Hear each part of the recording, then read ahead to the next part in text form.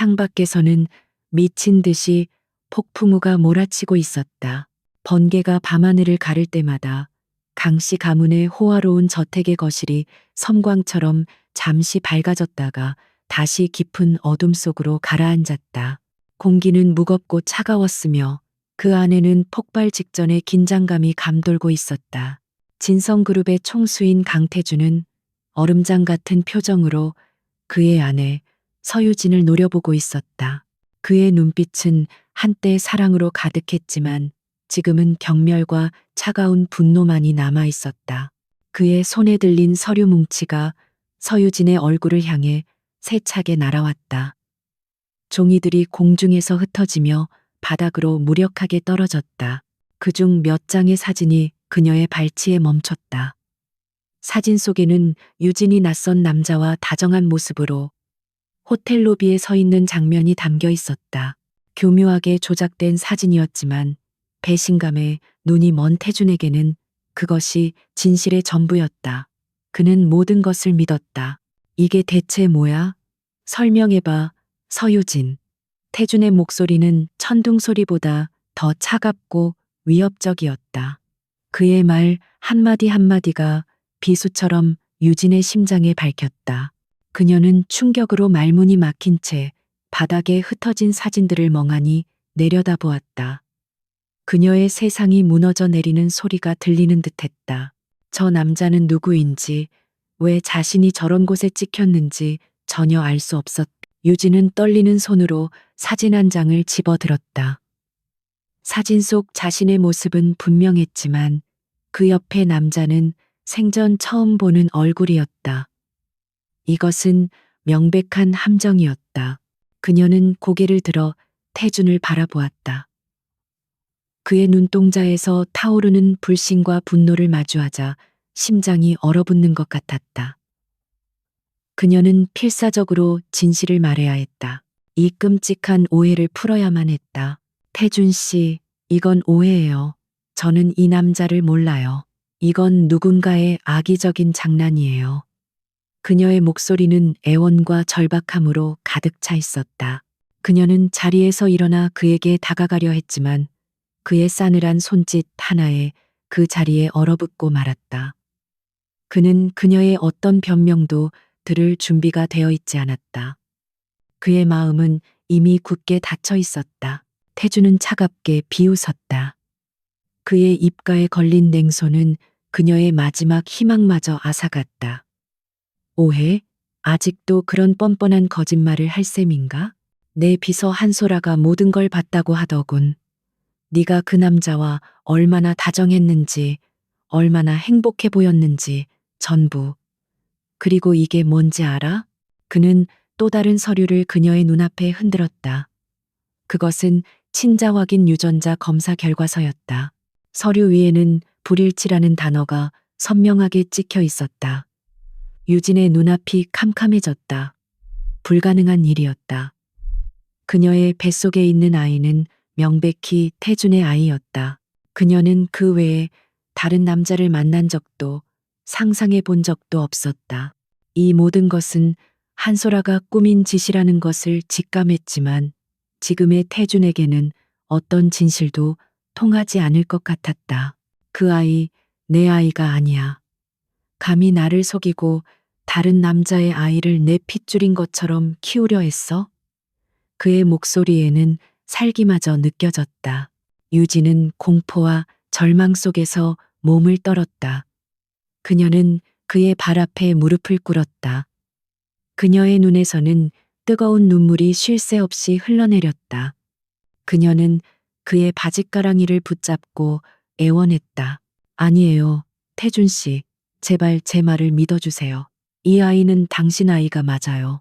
제가 하늘을 두고 맹세할 수 있어요. 한소라가 거짓말을 하는 거예요. 제발 우리 아이를 의심하지 말아주세요. 그녀의 울음 섞인 목소리가 텅 빈 거실을 울렸지만 태준의 마음은 조금도 움직이지 않았다. 그는 차갑게 그녀의 손을 뿌리쳤다. 그의 시선은 그녀의 배를 향했다. 한때는 사랑과 기대로 가득 찼던 시선이었지만 지금은 혐오감만이 가득했다. 그는 잔인한 선고를 내렸다. 그 더러운 것을 당장 지워. 내 집안에 다른 남자의 씨를 들일 수는 없어. 그 말은 유진의 심장을 산산조각 냈다. 자신의 아이를 더러운 것이라고 부르는 남편의 모습에 그녀는 모든 희망을 잃었다. 그녀는 고개를 저으며 뒷걸음질 쳤다. 안 돼요. 제발, 태준 씨. 이 아이는 우리 아이란 말이에요. 어떻게 그런 끔찍한 말을 할 수 있어요? 그녀의 절규에도 불구하고 태준은 이미 결정을 내린 후였다. 그는 주머니에서 휴대폰을 꺼내 어디론가 전화를 걸었다. 그의 목소리는 감정 한 점 없이 냉정했다. 김 비서, 지금 당장 경호원들 데리고 집으로 와. 사모님을 병원으로 모셔가. 수술 준비하라고 병원에도 연락해도. 전화기 너머에서 들려오는 짧은 대답과 함께 통화가 끊겼다. 유진은 그가 무슨 짓을 하려는지 깨닫고 공포에 질렸다. 그는 강제로 그녀의 아이를 빼앗으려 하고 있었다. 그녀는 필사적으로 저항해야 했다. 싫어요. 안 돼. 내 몸에 손대지 마. 유진이 소리치며 일어나 현관문으로 달려갔다. 하지만 그 순간 저택의 문이 열리고 건장한 체격의 경호원들이 들어섰다. 그들은 태준의 명령을 기다리는 기계처럼 차갑게 서 있었다. 태준은 턱짓으로 유진을 가리켰다. 경호원들이 그녀에게 다가오는 동안 유진은 절망적인 눈으로 태준을 바라보았다. 그녀는 그의 눈에서 단 한 줌의 동정이나 망설임이라도 찾아보려 갔었다. 하지만 그의 눈은 텅 비어 있었다. 사랑했던 남자, 자신의 모든 것이었던 남자는 이제 없었다. 오직 자신의 자존심에 상처를 입고 분노의 눈이 먼 괴물만이 서 있을 뿐이었다. 경호원들의 손이 그녀의 팔을 붙잡았을 때 그녀는 마지막 힘을 다해 그의 이름을 불렀다. 강태준, 당신은 분명 후회하게 될 거야. 언젠가 진실이 밝혀지는 날, 당신이 오늘 나에게 한 짓을 피눈물을 흘리며 후회하게 될 거라고. 그녀의 저주와도 같은 외침이 폭풍우 소리에 섞여 사라졌다. 그녀는 짐승처럼 끌려나갔다. 빗줄기가 그녀의 온몸을 적셨지만 마음속의 상처에서 흐르는 피에 비하면 아무것도 아니었다. 차가운 차에 억지로 태워진 유진은 창밖으로 점점 멀어지는 저택을 바라보았다. 한때 그녀의 행복이었던 곳, 그녀의 모든 꿈이 담겨 있던 곳이 이제는 지옥이 되어버렸다. 그녀는 자신의 배를 감싸 안았다. 아가야, 미안해. 엄마가 지켜주지 못해서 미안해. 하지만 그녀의 마음속 깊은 곳에서 작은 불씨 하나가 타오르기 시작했다. 그것은 복수심이 아니었다. 그것은 어떻게든 살아남아 이 아이를 지켜내고야 말겠다는 처절한 모성애였다. 차가 병원으로 향하는 동안 유진은 눈물을 삼키고 마음을 다잡았다. 이대로 모든 것을 포기할 수는 없었다. 그녀는 이 끔찍한 운명에 맞서 싸워야 했다. 어떻게든 이 지옥에서 탈출해서 자신의 아이와 함께 새로운 삶을 시작해야 했다. 그녀의 눈빛이 차갑게 빛나기 시작했다. 강태준, 당신이 버린 것은 당신의 아내뿐만이 아니야. 당신의 핏줄, 당신의 아이이기도 해. 언젠가 당신은 이 모든 것을 깨닫고 절망하게 될 것이다. 그날이 올 때까지 나는 반드시 살아남을 것이다. 병원에 도착하자마자 유진은 차가운 수술실로 끌려갔다. 흰 가운을 입은 의사와 간호사들이 무표정한 얼굴로 그녀를 내려다보았다. 절망의 끝에서 그녀는 마지막 기회를 엿보았다. 마침 그녀를 담당하기로 한 의사는 그녀의 오랜 친구인 이지훈의 선배였다. 그녀는 의식을 잃기 직전 필사적으로 그의 이름을 부르며 도움을 요청했다. 그것이 그녀가 할 수 있는 마지막 저항이었다. 얼마나 시간이 흘렀을까? 유진은 낯선 병실에서 눈을 떴다. 그녀의 곁에는 걱정스러운 얼굴의 이지훈이 앉아 있었다. 그는 유진의 손을 꼭 잡으며 말했다. 유진아, 정신이 들어? 괜찮아. 내가 선배님께 부탁해서 수술 기록을 조작했어. 아이는 무사해. 그 말을 듣는 순간 유진의 눈에서 뜨거운 눈물이 다시 흘러내렸다. 그것은 안도와 감사의 눈물이었다. 지우는 그녀를 안전한 곳으로 옮길 계획을 세웠다. 그는 강태준의 감시망을 피하기 위해 모든 것을 준비했다. 일단 여기서 몸을 추스른 다음에 아무도 모르는 곳으로 떠나는 거야. 내가 도와줄게. 넌 혼자가 아니야. 그의 따뜻한 위로에 유진은 다시 살아갈 용기를 얻었다. 그녀는 더 이상 강태준의 아내가 아니었다. 이제 그녀는 오직 한 아이의 엄마, 서유진으로 살아가야 했다. 며칠 후 몸을 조금 회복한 유진은 지훈의 도움을 받아 몰래 병원을 빠져나왔다. 그녀는 아무런 흔적도 남기지 않고 서울에서 사라졌다. 강태준은 그녀가 아이를 지우고 조용히 떠났다는 보고를 받았다. 그는 잠시 가슴 한구석이 아려왔지만 이내 배신감에 대한 분노로 그 감정을 억눌렀다. 그에게 서유진은 이제 과거의 여자일 뿐이었다. 그는 한소라를 자신의 곁에 두었고 그렇게 5년이라는 시간이 흘렀다. 유진은 파리 외곽의 작은 마을에 정착했다. 그녀는 자신의 신분을 숨기고 새로운 이름으로 살아가기 시작했다. 처음에는 모든 것이 낯설고 두려웠지만 뱃속에서 자라나는 아이를 생각하며 모든 것을 견뎌냈다. 그녀는 낮에는 작은 디자인 스튜디오에서 아르바이트를 하고 밤에는 온라인으로 디자인과 경영학을 공부했다. 그녀의 삶은 고단했지만 하루하루 커가는 배를 느끼며 행복을 찾았다. 그리고 마침내 운명의 그날, 유진은 건강한 사내아이를 품에 안았다. 아이의 얼굴을 보는 순간 그녀는 숨을 멈췄다. 아이는 강태준을 놀라울 정도로 빼닮아 있었다. 그의 눈, 그의 코, 그의 입술까지 마치 그의 축소판 같았다. 그녀는 아이의 이름을 서민준이라고 지었다. 아이는 그녀의 모든 것이었고 그녀가 살아가는 이유였다. 그녀는 민준을 보며 다짐했다. 언젠가 다시 일어서서 누구도 무시할 수 없는 존재가 되겠다고. 강태준이 감히 넘볼 수 없는 위치에 올라 그가 저지른 짓을 후회하게 만들 것이라고. 그녀의 재능은 숨길 수 없었다. 그녀가 익명으로 출품한 디자인들이 연이어 큰 상을 받기 시작했고 업계의 주목을 받았다. 그녀는 아리아라는 가명으로 활동하며 자신만의 브랜드를 론칭했다. 그녀의 브랜드는 독창적이고 혁신적인 디자인으로 유럽 시장에서 폭발적인 반응을 얻었다. 그녀는 더 이상 과거의 연약한 서유진이 아니었다. 그녀는 자신의 힘으로 일어선 성공한 사업가이자 자랑스러운 엄마였다. 그녀는 민준에게 최고의 환경을 제공하기 위해 노력했다.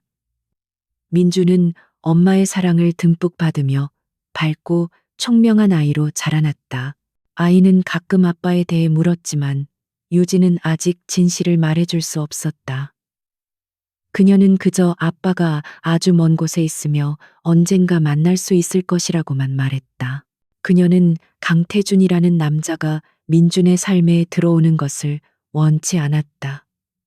그는 아빠가 될 자격이 없는 사람이었다. 5년 동안 유진은 단 한순간도 서울을 잊지 않았다.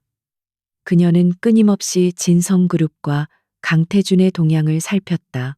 그는 여전히 재계의 황제로 군림하고 있었고 그의 옆에는 한소라가 있었다. 그들을 볼 때마다 유진의 마음속에서는 차가운 불길이 타올랐다. 이제 돌아갈 때가 되었다. 그녀는 더 이상 도망치지 않을 것이다. 자신의 힘으로, 자신의 능력으로 당당하게 그들 앞에 서서 모든 것을 되돌려 놓을 것이다. 서유진이 눈을 떴을 때 가장 먼저 그녀를 맞이한 것은 코를 찌르는 소독약 냄새와 눈부시게 하얀 천장이었다. 잠시 동안 그녀는 자신이 어디에 있는지, 무슨 일이 일어났는지 기억하지 못했다. 머릿속은 짙은 안개에 갇힌 것처럼 흐릿했고 온몸은 천근만근 무거웠다. 그녀는 천천히 고개를 돌려 주변을 살폈다. 이곳은 강태준의 경호원들이 그녀를 끌고 갔던 그 차가운 수술실이 아니었다. 따스한 햇살이 창문을 통해 스며드는 아늑한 개인 병실이었다. 그 순간 끔찍한 기억의 파편들이 그녀의 머릿속을 스쳐 지나갔다. 강태준의 얼음 같던 목소리, 바닥에 흩뿌려진 조작된 사진들, 그리고 그녀의 아이를 지우라는 잔인한 명령. 유진은 공포에 질려 비명을 지르며 벌떡 일어났다. 그녀의 손이 본능적으로 자신의 배를 향했다. 내 아이는 어떻게 된 거지? 그녀의 심장이 미친 듯이 뛰기 시작했고 숨이 가빠왔다. 세상이 무너지는 듯한 절망감이 그녀를 덮쳤다. 유진아, 진정해. 괜찮아. 아이는 무사해. 바로 그때 익숙하고 다정한 목소리가 그녀의 귓가에 들려왔다. 고개를 돌리자 걱정스러운 얼굴로 그녀를 바라보고 있는 이지훈이 보였다. 그는 의사 가운을 입고 있었다. 그는 그녀의 오랜 친구이자 그녀가 세상에서 유일하게 기댈 수 있는 사람이었다. 지훈은 그녀의 어깨를 부드럽게 감싸 안으며 다시 눕혔다. 그의 손길은 따뜻했고 그의 눈빛은 그녀를 안심시켰다. 유진은 여전히 믿을 수 없다는 듯 떨리는 목소리로 물었다. 정말이야, 지훈아. 내 아기 정말 괜찮은 거야? 정말 괜찮은 거야. 그녀의 눈에서는 의심과 희망이 뒤섞인 눈물이 흘러내렸다. 지훈은 고개를 끄덕이며 그녀의 손을 꼭 잡았다. 그의 손에서 전해져 오는 온기가 그녀의 얼어붙은 마음을 조금씩 녹여주었다. 그는 차분하고 침착한 목소리로 모든 것을 설명하기 시작했다. 네가 수술실로 끌려 들어올 때 마침 내 선배님이 당직이셨어. 네가 필사적으로 내 이름을 부르는 소리를 듣고 무슨 일이 생겼음을 직감했지. 선배님께 사정을 설명하고 부탁드렸어.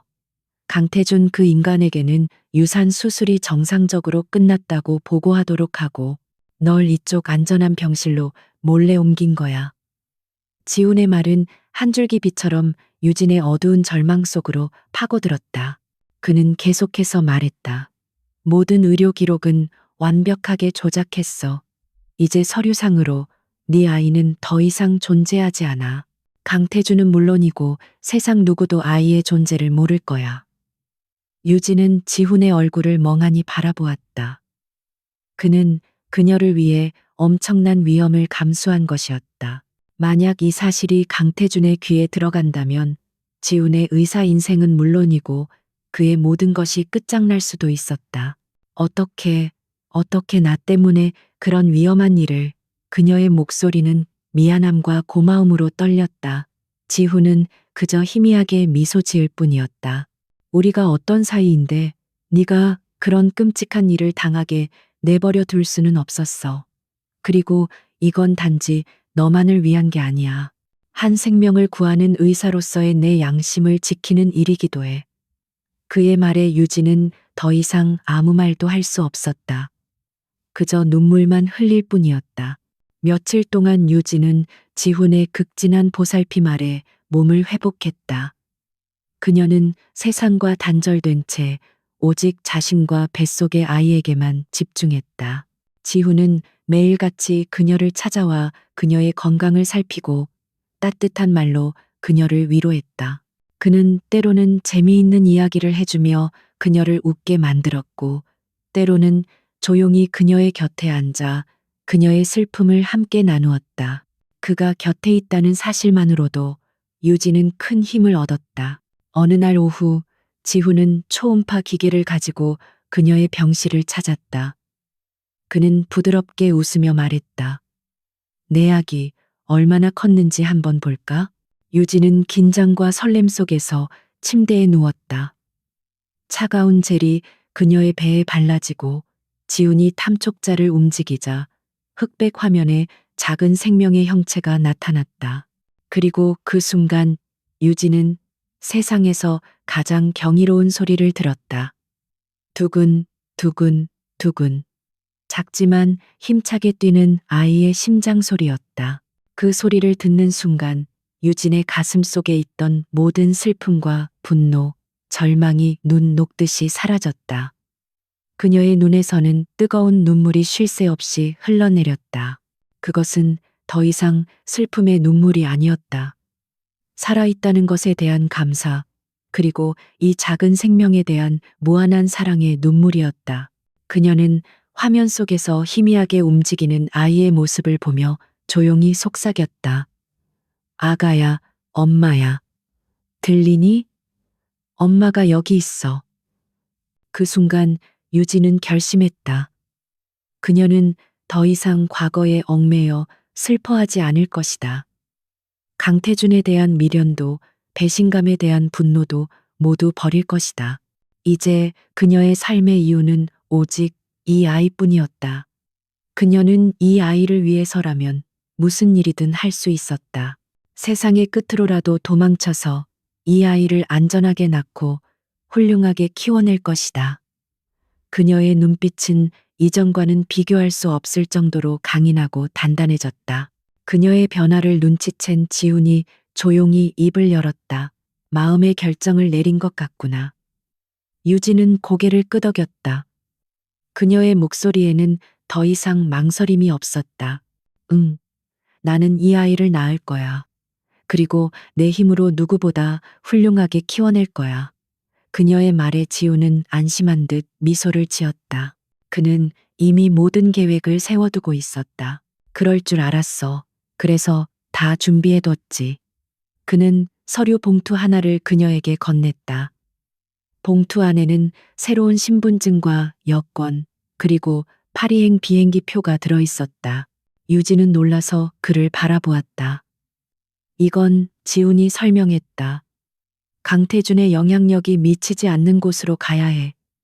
파리에 내가 믿을 수 있는 선배가 있어. 그분이 초기 정착을 도와주실 거야.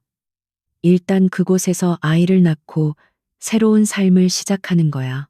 그의 계획은 치밀했다.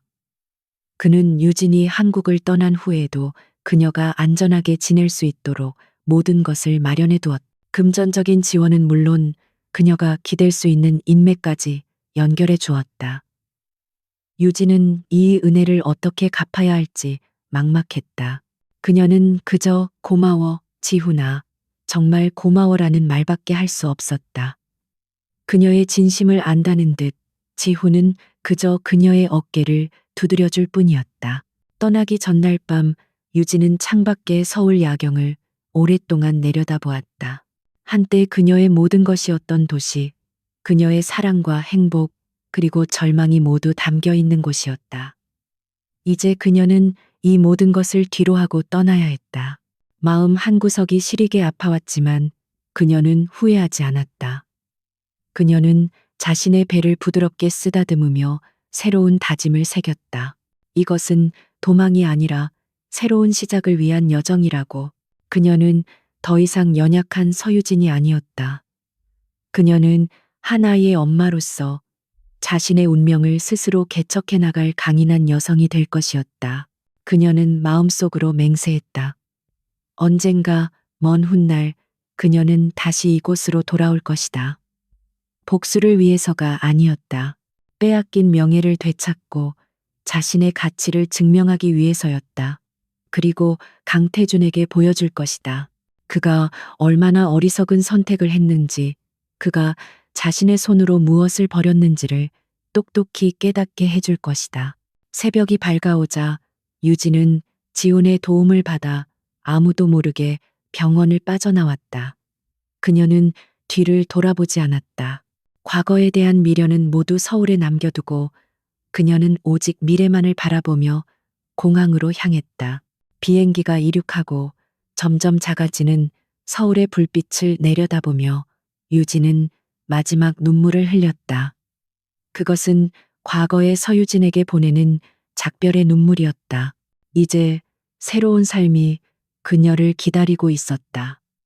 잿더미 속에서 피어나는 새로운 생명과 함께 그녀의 재탄생이 시작되고 있었다. 5년이라는 시간은 누군가에게는 찰나와 같지만 또 다른 누군가에게는 모든 것을 뒤바꿀 만큼 긴 시간이었다. 파리의 화려한 패션 중심가에 위치한 한 빌딩의 최상층, 통유리창 너머로 에펠탑이 한눈에 들어오는 세련된 사무실에서 한 여성이 회의를 주재하고 있었다. 그녀의 이름은 아리아. 지난 몇 년간 유럽의 럭셔리 브랜드 시장을 뒤흔든 신화적인 존재이자 베일에 쌓인 천재 디자이너 겸 브랜드 전략가였다. 그녀의 목소리는 부드러우면서도 단호했고 그녀의 눈빛은 회의실에 앉은 모든 사람을 압도할 만큼 깊고 예리했다. 이번 시즌 컬렉션의 핵심은 재탄생입니다. 과거의 유산을 존중하되 미래를 향한 대담한 도약을 보여줘야 합니다. 전통과 혁신, 그 사이에 아슬아슬한 균형을 찾아내세요. 그녀의 지시에 베테랑 디자이너들이 고개를 끄덕이며 그녀의 안목에 감탄했다. 아무도 그녀가 5년 전 모든 것을 잃고 낯선 땅에 홀로 버려졌던 서유진이라는 사실을 알지 못했다. 회의가 끝나고 사무실에 홀로 남은 유진은 잠시 의자에 몸을 기댔다. 창밖으로 보이는 파리의 풍경을 바라보며 그녀는 지난 5년을 회상했다. 낯선 언어와 문화 속에서 아이를 낳고 밤낮 없이 일하며 공부했던 치열했던 시간들이 주마등처럼 스쳐 지나갔다. 수없이 무너지고 싶었지만 그녀는 그럴 수 없었다. 그녀에게는 지켜야 할 존재, 그녀의 세상 전부인 아들 민준이 있었기 때문이다. 그때 사무실 문이 조심스럽게 열리며 작은 머리가 쏙 들어왔다. 엄마, 이제 일 끝났어요? 5살 배기 서민준이었다. 아이는 강태준의 어린 시절 사진이라고 해도 믿을 만큼 그를 빼닮아 있었다. 까만 눈동자와 오뚝한 코, 야무지게 담은 입술까지. 하지만 아이의 얼굴에 떠오른 해맑은 미소만큼은 온전히 유진의 것이었다. 유진의 얼굴에도 따뜻한 미소가 번졌다. 그녀의 냉철한 카리스마는 아들 앞에서 언제나 무장해제되었다. 응, 우리 아들, 이리 와. 유진이 팔을 벌리자 민준이 달려와 그녀의 품에 안겼다. 그녀는 아이의 부드러운 머리카락에 얼굴을 묻고 그 채취를 깊이 들이마셨다. 이 순간이 그녀가 살아가는 이유이자 그녀를 버티게 하는 힘이었다. 오늘 유치원에서 뭐 했어? 재미있었어? 그녀의 질문에 민주는 신이 나서 조잘거리기 시작했다. 아이의 목소리는 그녀의 지친 마음을 치유하는 최고의 명약이었다. 유진은 자신의 모든 것을 걸고 민준에게 최고의 환경을 만들어 주었다. 아이는 여러 언어를 자유롭게 구사했고 예술적인 감각도 뛰어났다. 무엇보다 중요한 것은 아이가 엄마의 무한한 사랑 속에서 구김살 없이 밝고 건강하게 자라고 있다는 사실이었다. 하지만 가끔 민준이 아빠에 대해 물을 때면 유진의 마음은 복잡해졌다. 그녀는 아직 진실을 말할 준비가 되지 않았고 어쩌면 영원히 말하지 못할지도 몰랐다. 같은 시각 서울의 진성그룹 본사 회장실. 강태준은 거대한 통유리창 앞에 서서 발 아래 펼쳐진 도시의 야경을 내려다보고 있었다. 지난 5년간 그는 진성그룹을 세계적인 초일류 기업으로 성장시켰다. 그의 이름 앞에는 늘 성공신화, 재계의 황제라는 수식어가 따라붙었다. 남들이 보기에는 모든 것을 다 가진 남자였지만 그의 마음은 언제나 공허했다. 마치 중요한 조각 하나를 잃어버린 퍼즐처럼 그의 삶은 완벽해 보이지만 결코 완성되지 않았다. 그는 문득 5년 전 그날 밤을 떠올렸다. 폭풍우가 몰아치던 밤, 서유진의 절망적인 얼굴과 저주와도 같았던 마지막 외침. 그는 자신의 행동이 정당했다고, 배신자에 대한 당연한 처사였다고 스스로를 세뇌했다.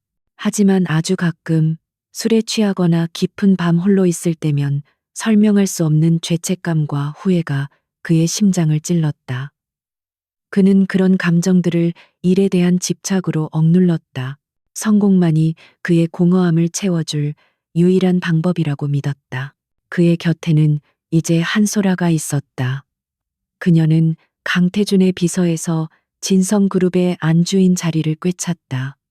겉으로 보기에 그녀는 모든 것을 얻은 승리자였다. 하지만 그녀의 삶은 불안과 집착으로 가득 차 있었다. 태주는 그녀에게 부와 명예를 주었지만 결코 마음을 주지 않았다. 그들의 관계는 사랑이 아닌 필요와 통제에 기반한 차가운 거래와도 같았다. 그는 그녀를 통해 서유진을 배신한 자신의 선택을 정당화하려 했고, 그녀는 그를 통해 자신의 신분 상승 욕구를 채웠다. 그날 저녁, 강씨 가문의 저택에서 태중과 소라는 함께 저녁 식사를 하고 있었다. 거대한 식탁 위에는 최고급 요리들이 가득했지만 두 사람 사이에는 어떤 대화도 오가지 않았다. 침묵을 깬 것은 소라였다. 그녀는 애써 밝은 목소리로 말했다. 태준 씨, 다음 주에 있을 자선 파티에 저랑 같이 가주실 거죠? 이번에는 꼭 부부 동반으로 참석해 달라고 하더라고요. 그녀는 부부라는 단어에 힘을 주어 말했다. 태주는 와인잔을 내려놓으며 무심하게 대답했다. 그날은 중요한 미팅이 있어 당신 혼자가. 그의 대답은 언제나처럼 차가웠다. 소라의 얼굴이 순간 굳어졌지만 이내 미소를 지으며 그의 팔에 매달렸다. 하지만 태준 씨, 사람들이 우리 사이를 뭐라고 생각하겠어요. 제 체면도 좀 세워주세요. 그녀의 애교 섞인 목소리에도 태준의 표정에는 변화가 없었다. 그는 그녀의 손을 조용히 떼어냈다. 남들이 어떻게 생각하든 상관없어. 당신이 지금 누리고 있는 것들, 그걸로 만족해. 그의 말은 그녀에게 선을 긋는 것과 같았다. 당신은 딱 거기까지라고. 결코 내 마음속으로는 들어올 수 없다고. 소라는 모욕감에 입술을 깨물었지만 감히 그에게 반항할 수는 없었다. 그녀는 지난 5년간 이 남자의 마음을 얻기 위해 모든 노력을 다했지만 그의 마음속에는 여전히 서유진의 그림자가 짙게 드리워져 있다는 것을 알고 있었다. 그 사실이 그녀를 미치게 만들었다. 한편 파리의 유진은 중대한 결정을 앞두고 있었다. 세계적인 IT 기업과 럭셔리 브랜드를 결합하는 거대한 규모의 글로벌 프로젝트가 추진되고 있었고, 그 프로젝트의 최종 파트너를 선정하는 마지막 입찰이 서울에서 열릴 예정이었다. 그리고 그 IT 기업은 바로 강태준의 진성그룹이었다. 유진의 회사 아리아 크리에이티브는 유력한 파트너 후보 중 하나였다. 그녀의 최측근이자 사업 파트너인 데이비드가 걱정스러운 얼굴로 물었다. 아리아, 정말 괜찮겠어요? 굳이 우리가 직접 서울까지 갈 필요는 없습니다. 화상으로 진행해도 충분해요. 그는 유진의 과거를 어렴풋이 알고 있었다. 그녀가 왜 그렇게 서울이라는 도시에 대해 복잡한 감정을 가지고 있는지. 하지만 유진의 결심은 확고했다.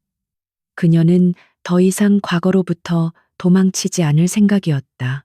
아니, 데이비드, 이번 프로젝트는 우리 회사의 미래가 걸린 일이야. 내가 직접 가서 마무리해야 해. 그녀의 목소리에는 자신감이 넘쳤다. 이것은 단순히 비즈니스를 넘어서는 의미를 가지고 있었다. 이것은 지난 5년간 그녀가 이뤄낸 모든 것을 증명하는 무대이자 과거의 악연을 자신의 힘으로 끊어낼 수 있는 기회였다. 그녀는 이제 강태준을 두려워하지 않았다. 오히려 그가 자신과 자신의 아들을 마주했을 때 어떤 표정을 지을지 궁금했다. 그녀는 서울행 비행기 표를 예매했다. 민준도 함께 갈 예정이었다.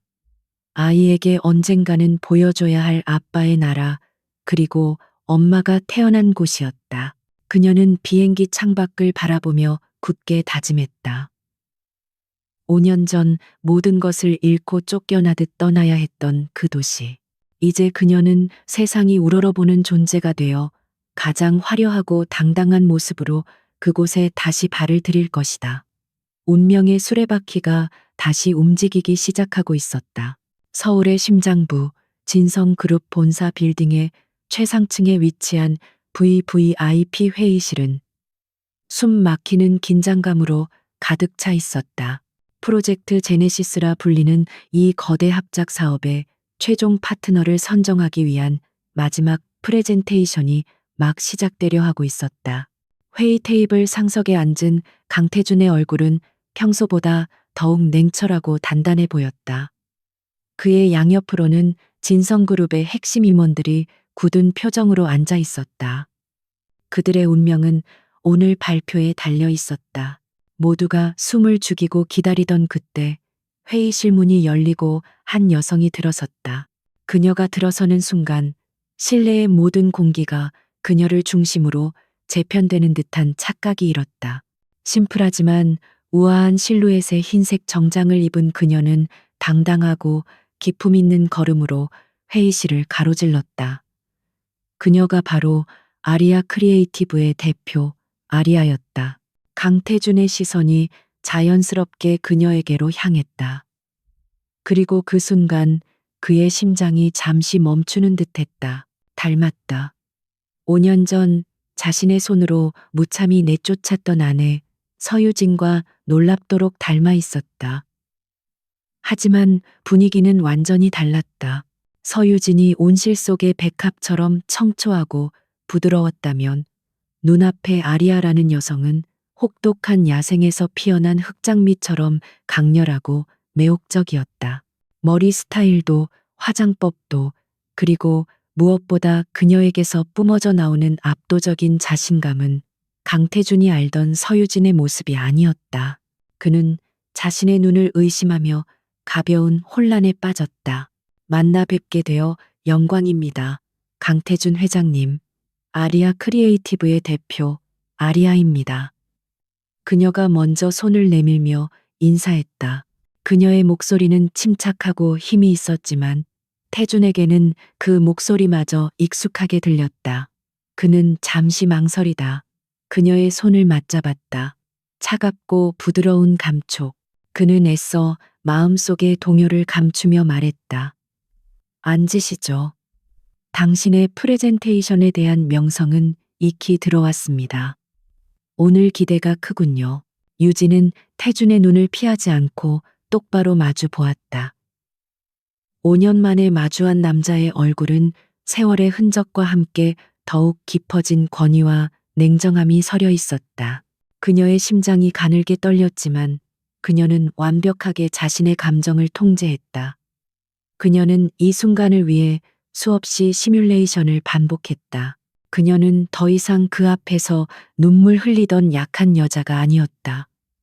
그녀는 그의 비즈니스 파트너가 될 수도 있는 동등한 위치의 기업 대표였다. 프레젠테이션이 시작되었다. 아리아, 즉 유진은 막힘없이 프로젝트에 대한 자신의 비전을 설명해 나갔다. 그녀의 분석은 날카로웠고 그녀의 전략은 대담했다. 그녀는 진성그룹이 가진 강점뿐만 아니라 그들이 애써 외면하고 있던 약점까지 정확하게 짚어냈다. 그리고 그에 대한 해결책으로 기존의 틀을 깨는 혁신적인 아이디어를 제시했다. 회의실에 모인 진성그룹의 임원들은 그녀의 통찰력에 감탄을 금치 못했다. 강태준은 팔짱을 낀 채 점점 더 그녀에게 빠져들었다. 그녀의 모습에서 서유진의 그림자를 찾으려던 시도는 어느새 잊혔다. 그는 온전히 아리아라는 유능한 사업가에게 매료되었다. 그녀의 지적인 매력과 카리스마는 그가 지금껏 만나왔던 어떤 비즈니스 파트너보다도 뛰어났다. 그는 이 프로젝트를 성공시키기 위해서는 반드시 그녀와 손을 잡아야 한다는 것을 직감했다. 하지만 동시에 그녀를 향한 알 수 없는 끌림과 불편한 감정이 그의 마음을 복잡하게 만들었다. 발표가 끝나고 질의응답 시간이 되자 태주는 날카로운 질문을 던졌다. 당신의 제안은 매우 인상적이지만 지나치게 이상적이라는 생각은 들지 않습니까? 현실적인 리스크에 대한 고려가 부족해 보입니다. 그것은 그녀의 능력을 시험하려는 의도가 담긴 예리한 공격이었다. 하지만 유진은 당황하지 않았다. 오히려 그녀의 입가에 옅은 미소가 떠올랐다. 이 남자는 변하지 않았군. 여전히 상대를 궁지로 몰아넣고 그 반응을 즐기는군. 그녀는 침착하게 대답했다. 회장님 말씀대로 리스크는 존재합니다. 하지만 혁신은 언제나 리스크를 동반하는 법이죠. 중요한 것은 그 리스크를 어떻게 관리하고 통제하느냐입니다.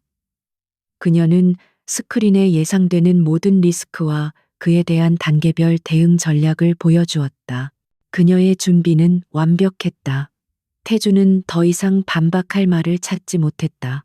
그는 자신의 패배를 인정할 수밖에 없었다. 회의는 성공적으로 끝났다. 진성그룹의 임원들은 아리아에게 찬사를 보내며 악수를 청했다.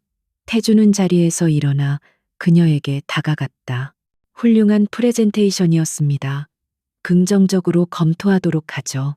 그가 공식적인 어조로 말했다. 좋은 결과를 기다리겠습니다. 유진 역시 사무적인 미소로 답했다. 두 사람 사이에 흐르는 미묘한 긴장감을 아무도 눈치채지 못했다. 바로 그때였다. 회의실 문이 벌컥 열리며 작은 남자아이가 안으로 달려 들어왔다. 아이를 돌보고 있던 데이비드가 당황하며 뒤따라 들어왔지만 아이의 속도를 따라잡지 못했다. 아이는 망설임 없이 곧장 유진에게로 달려가 그녀의 다리를 꼭 껴안았다. 그리고 온 세상이 들을 수 있을 만큼 맑고 청아한 목소리로 외쳤다. 엄마, 그 한마디에 회의실의 모든 시간이 멈췄다. 모든 사람의 시선이 아이와 유진에게로 향했다. 강태준 역시 마찬가지였다. 그의 시선은 유진의 다리에 매달린 아이의 얼굴에 고정되었다. 아이가 고개를 들어 유진을 올려다보는 순간 태준은 자신의 눈앞에 펼쳐진 광경을 믿을 수가 없었다. 그는 숨을 쉴 수 없었다. 온몸의 피가 차갑게 식는 것 같았다. 아이의 얼굴, 그것은 마치 거울을 통해 자신의 어린 시절을 보는 것과 같았다. 자신의 어릴 적 사진과 소름 끼치도록 똑같이 생긴 아이였다. 아니, 사진보다 더 자신을 닮아 있었다. 자신의 눈, 자신의 코, 자신과 똑같은 모양의 입술. 그리고 그 아이가 방금 서유진과 너무나도 닮은 저 여자, 아리아를 향해 엄마라고 불렀다. 머릿속에서 수만 개의 퍼즐 조각이 한꺼번에 맞춰지며 끔찍한 그림을 완성했다. 5년 전 아이를 지우고 떠났다고 믿었던 서유진. 그녀와 놀랍도록 닮은 여자, 아리아. 그리고 자신의 얼굴을 그대로 복사해 붙여놓은 듯한 아이. 불가능하다고 생각했던 모든 것들이 하나의 진실을 향해 소리치고 있었다. 태준의 세상이 산산조각 나며 무너져 내렸다. 그의 눈동자가 걷잡을 수 없이 흔들렸다. 유진은 이 모든 상황을 예상했다는 듯 침착하게 민준을 안아들었다. 그녀는 당황한 데이비드에게 괜찮다는 눈짓을 보낸 후 얼음처럼 굳어버린 강태준을 향해 고개를 돌렸다. 그녀의 눈빛은 차가웠고 그 안에는 희미한 조소가 섞여 있었다. 그녀는 아무 말도 하지 않았다. 그저 차갑고 사무적인 목례를 건넸을 뿐이다. 그럼 먼저 실례하겠습니다. 그녀는 아들을 품에 안고 유유히 회의실을 빠져나갔다. 그녀의 발걸음 소리가 멀어질 때까지 강태준은 그 자리에 못 박힌 듯 서서 움직일 수 없었다. 그의 머릿속은 하얗게 비어버렸고 귀에서는 아이의 엄마라는 목소리와 자신의 심장이 부서지는 소리만이 윙윙거렸다. 진실의 무게가 그의 어깨를 짓누르기 시작했다. 아리아와 그녀의 아들이 사라진 회의실에는 무거운 침묵만이 남았다. 진성그룹의 임원들은 방금 전 일어난 비현실적인 상황에 대해 섣불리 입을 열지 못하고 얼음 조각상처럼 굳어버린 강태준의 눈치만 살폈다. 그의 얼굴에서는 어떤 감정도 읽을 수 없었다. 하지만 그의 굳게 담은 턱과 미세하게 떨리는 주먹은 그의 내면에서 격렬한 폭풍이 휘몰아치고 있음을 말해주고 있었다. 오늘 회의는 이것으로 마치지. 한참 만에 흘러나온 그의 목소리는 평소보다 몇 배는 더 차갑고 낮았다. 그는 더 이상 아무 말도 없이 회의실을 나섰다. 남겨진 임원들은 서로 얼굴을 마주보며 당혹감을 감추지 못했다. 그들은 회장님의 어린 시절을 보는 듯한 아이의 존재와 그를 엄마라고 부른 아리아 대표의 미스터리한 관계에 대해 수군거리기 시작했다. 회장 전용 엘리베이터에 홀로 남은 태주는 거울에 비친 자신의 얼굴을 마주했다. 창백하게 질린 얼굴, 혼란으로 가득 찬 눈동자. 그는 주먹으로 엘리베이터 벽을 세게 내리쳤다. 젠장. 그는 속으로 욕설을 내뱉었다. 머릿속이 터질 것처럼 복잡했다. 아리아라는 여자는 서유진인가? 그렇다면 어떻게 5년 동안 감쪽같이 사라졌다가 저런 모습으로 나타날 수 있단 말인가? 그리고 저 아이는 대체 누구란 말인가? 그 아이의 얼굴이 뇌리에서 떠나지 않았다. 자신을 혐오스러울 정도로 닮은 아이. 그의 심장이 불길한 예감으로 세차게 뛰어댔다. 만약 그 아이가 정말 자신의 아이라면? 5년 전 서유진이 자신의 명령을 어기고 아이를 낳은 것이라면? 아니, 그럴 리가 없다. 그녀는 분명히 아이를 지웠다. 한소라가 병원에서 확인서까지 받아오지 않았던가. 모든 것은 완벽하게 처리되었다고 믿었다. 하지만 의심의 씨앗은 한번 싹트기 시작하자 걷잡을 수 없이 자라났다. 태주는 자신의 집무실로 돌아와 문을 잠갔다. 그는 책상 서랍 깊숙한 곳에서 낡은 앨범 하나를 꺼냈다. 그 안에는 그의 어린 시절 사진들이 들어 있었다. 그는 떨리는 손으로 사진 한 장을 꺼내들었다. 그리고 오늘 회의실에서 보았던 아이의 얼굴을 떠올렸다. 소름이 끼칠 정도로 똑같았다. 우연이라고 하기에는 너무나도 명백한 증거였다. 그의 머릿속에 서유진의 마지막 외침이 메아리쳤다. 당신은 분명 후회하게 될 거야. 피눈물을 흘리며 후회하게 될 거라고. 그때는 그저 배신자의 발악이라고 생각했다. 하지만 지금 그 말은 저주가 되어 그의 심장을 옥죄어 왔다. 만약 그녀가 배신한 것이 아니었다면, 만약 모든 것이 오해였고 자신이 자신의 아이를 버리라고 명령한 것이었다면, 태주는 생각만으로도 숨이 막혔다. 그는 더 이상 혼자서 이 혼란을 감당할 수 없었다. 그는 인터폰을 눌러 자신의 비서실장을 호출했다. 그의 가장 충직한 신복이자 그림자처럼 그를 보좌해온 김 비서였다. 잠시 후 김 비서가 조용히 집무실로 들어섰다. 그는 태준의 굳은 표정을 보고 심상치 않은 일이 벌어졌음을 직감했다. 회장님, 부르셨습니까? 태준은 자리에서 일어나 창가로 걸어갔다. 그는 등을 돌린 채 낮은 목소리로 명령했다. 김 비서, 지금부터 내가 하는 말을 누구에게도 발설해서는 안 되네. 자네의 모든 인맥과 수단을 동원해서 아리아 크리에이티브의 대표 아리아라는 여자에 대해 조사해. 그녀의 본명, 가족관계, 지난 5년간의 행적까지, 먼지 하나까지 샅샅이 털어서 알아내. 그의 목소리에는 서슬퍼런 기운이 감돌았다. 김 비서는 잠시 놀랐지만 이내 평정을 되찾고 대답했다. 알겠습니다. 그런데 회장님, 특별히 더 중점적으로 조사해야 할 부분이 있습니까? 태주는 잠시 침묵했다. 그는 차마 자신의 입으로 아이에 대한 이야기를 꺼낼 수가 없었다. 그는 고개를 돌려 김 비서를 바라보았다. 그의 눈빛은 고통과 분노로 이글거렸다. 서민준이라는 아이가 하나 있을 거야. 5살짜리 남자아이. 그 아이에 대해서도 알아봐. 출생 기록, 친부 관계, 알아낼 수 있는 모든 것을 알아내. 이건 내 개인적인 명령이야. 회사 일보다 우선해서 최대한 빨리 처리하도록. 김 비서는 태준의 심각한 표정에서 사안의 중대성을 깨닫고 고개를 숙였다. 명심하겠습니다, 회장님. 김 비서가 나가자 집무실에는 다시 무거운 침묵이 내려앉았다. 그날 밤 태주는 무거운 발걸음으로 저택으로 돌아왔다. 거실 소파에는 한소라가 그를 기다리고 있었다. 그녀는 화려한 드레스를 입고 있었지만 어딘지 모르게 불안해 보였다. 그녀는 태준을 보자마자 달려와 그의 팔에 매달렸다. 태준 씨, 이제 오셨어요? 오늘 프레젠테이션은 잘 끝났어요? 파트너는 어디로 결정됐어요?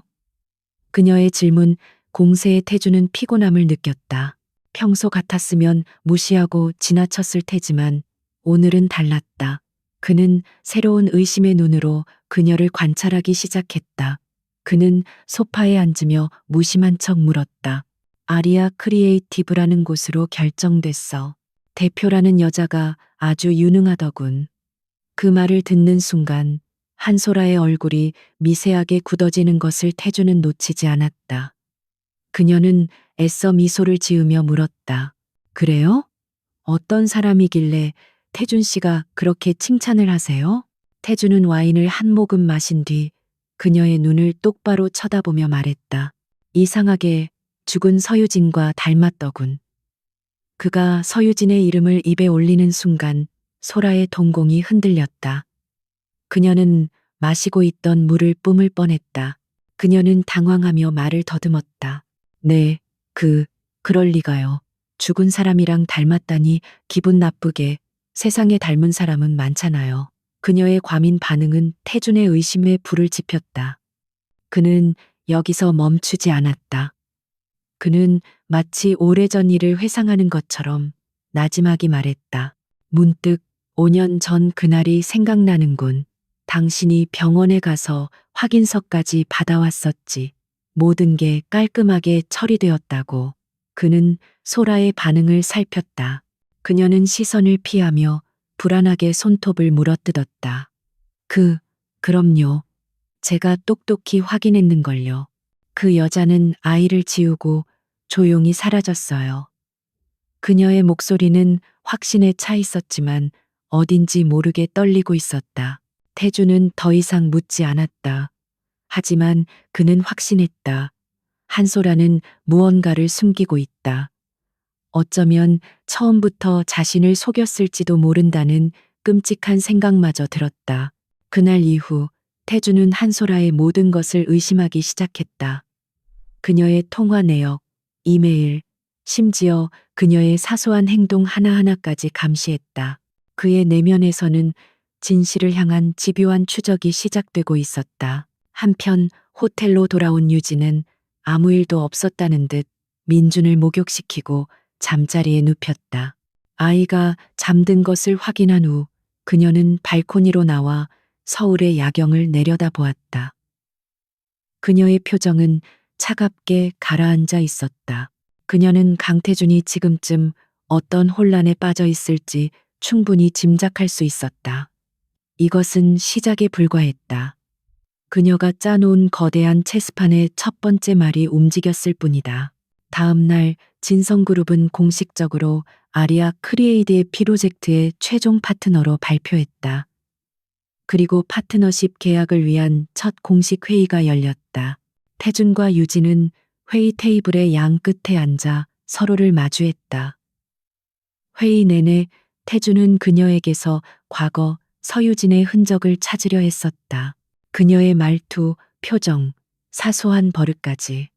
하지만 그는 아무것도 찾아낼 수 없었다. 그녀는 완벽한 갑옷을 두른 여전사 아리아일 뿐이었다. 그녀의 철벽 같은 모습에 태주는 좌절감을 느꼈고 진실을 밝혀내고야 말겠다는 그의 집념은 더욱 강해졌다. 강태준의 명령이 떨어진 후 김 비서와 그의 비밀 정보팀은 쉴 틈 없이 움직였다. 며칠 후 첫 번째 보고서가 태준의 책상 위에 올라왔다. 보고서는 아리아라는 여자의 지난 5년간의 행적을 담고 있었다. 프랑스 파리에서 혜성처럼 등장한 천재 디자이너, 작은 스튜디오에서 시작해 유럽 패션계를 뒤흔든 입지전적인 인물. 그녀의 공식적인 이력은 흠잡을 데 없이 완벽했다. 하지만 문제는 그 이전의 기록이 전혀 없다는 것이었다. 5년 전 그녀가 파리에 나타나기 전의 기록이 전무합니다. 마치 하늘에서 뚝 떨어진 사람 같습니다. 김 비서의 보고에 태준의 미간이 좁혀졌다. 완벽하게 지워진 과거. 이것은 그녀가 평범한 인물이 아니라는 명백한 증거였다. 보고서의 마지막 장에는 서민준이라는 아이에 대한 정보가 있었다. 파리 외곽의 작은 병원에서 태어났으며 출생증명서에 압박하는 비어 있었다. 모든 정황이 그의 의심을 더욱 깊게 만들었다. 태주는 초조함을 느끼며 방향을 틀었다. 아리아를 파는 건 그만둬. 시간 낭비야. 지금부터 5년 전 서유진이 사라졌던 그 시점을 다시 파고들어. 그날 관련된 모든 것, 그녀가 실려갔던 병원, 수술을 집도했다는 의사, 당시 병원의 모든 기록을 샅샅이 뒤져. 뭔가 조작된 흔적이 분명히 있을 거야. 그의 목소리는 칼날처럼 날카로웠다. 그는 직감적으로 진실의 열쇠가 과거에 있음을 깨달았다.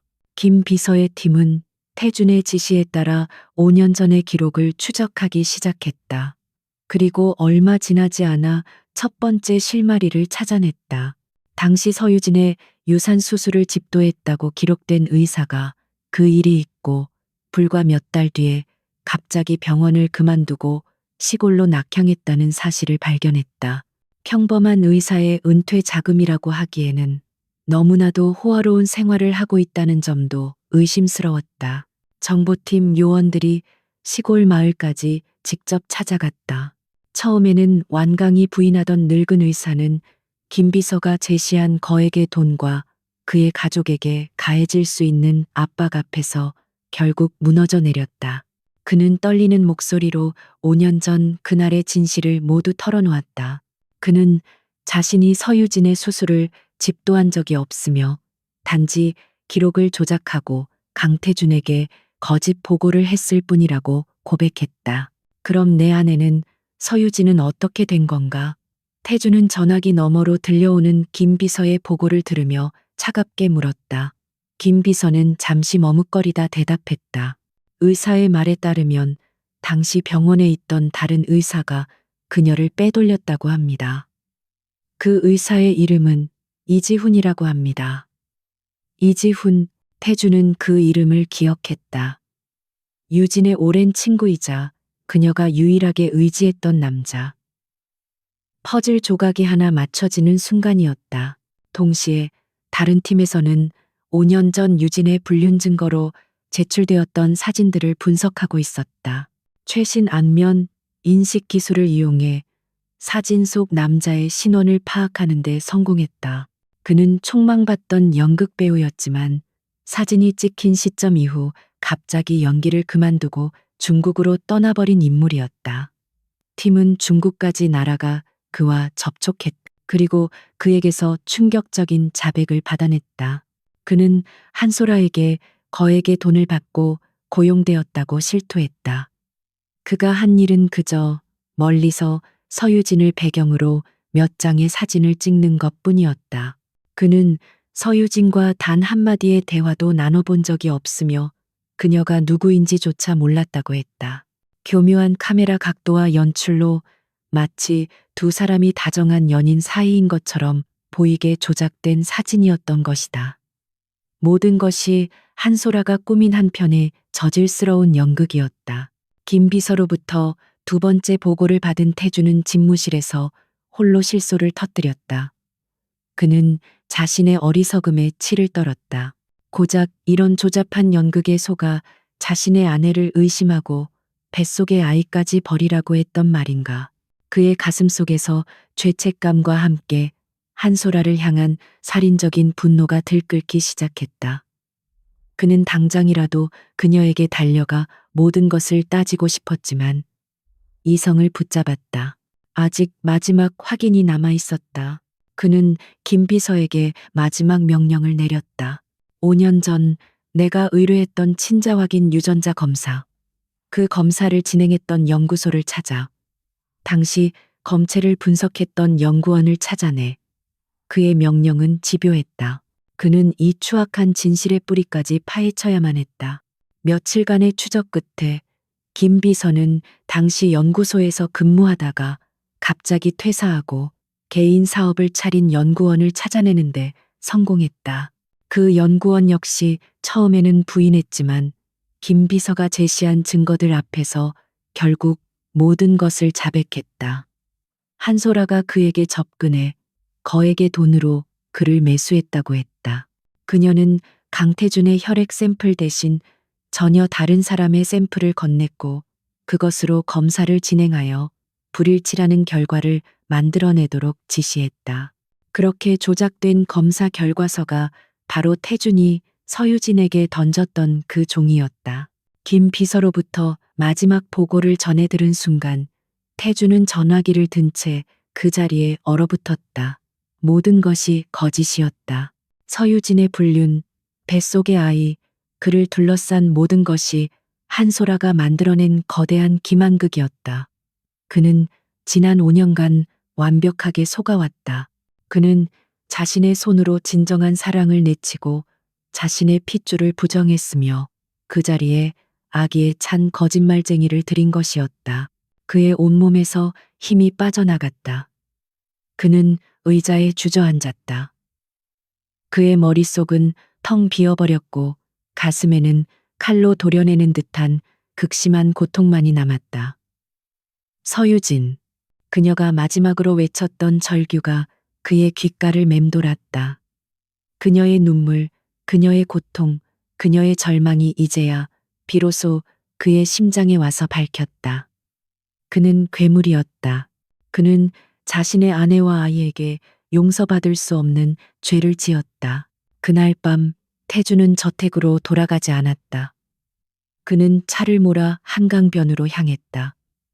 차가운 강바람을 맞으며 그는 5년 전 그날 밤의 자신을 떠올렸다.